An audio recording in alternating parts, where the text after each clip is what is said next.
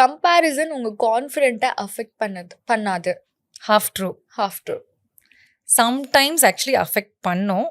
அதுவும் நமக்கு சுற்றி இருக்கிறவங்க ரொம்ப க்ளோஸ் ஆனவங்க கம்பேர் பண்ணும்போது எனக்கு ரொம்ப ஹர்ட் ஆகும். நம்ம கூட இருந்துட்டு இவ்வளோ புரிஞ்சுக்கிட்டு நமக்கு வந்து கம்பேர் எனக்கு அந்த ஆக்சுவலி கம்பேரிசன் பிடிக்கவே பிடிக்காது.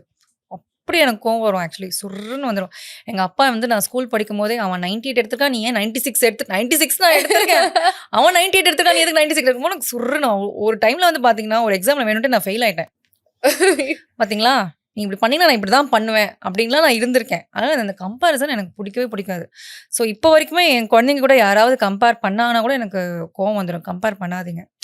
நம்மளோட பெரியவங்களுக்கு தெரியாது இல்லையா, பாரு சித்தாரா இதெல்லாம் பண்ணா, நீ பண்ணவே இல்லை பார் அப்படின்னு சொல்லும் போது எனக்கு கோவம் வந்துடும். அவ சித்தாரா, இவ சிருஷ்டி, அவ்வளோதான். அவன் என்ன பண்ணுமோ அவள் பண்ணியிருக்கா, இவன் என்ன பண்ணமோ அவள் பண்ணுவா. அதனால் நீங்கள் கம்பேர் பண்ணாதீங்க. அதுவும் நம்ம கூட இருக்கிறவங்க பேசும்போது எனக்கு பயங்கர கோவம் வரும். ஃப்ரெண்ட்ஸாக இருக்கட்டும், ரிலேட்டிவ்ஸாக இருக்கட்டும்.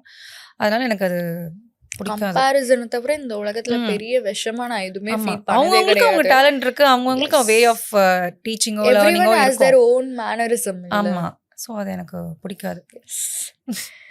ஒரு ரோல் மிஸ் ஆனா நீங்க ரொம்ப ஹர்ட் ஆவீங்களா?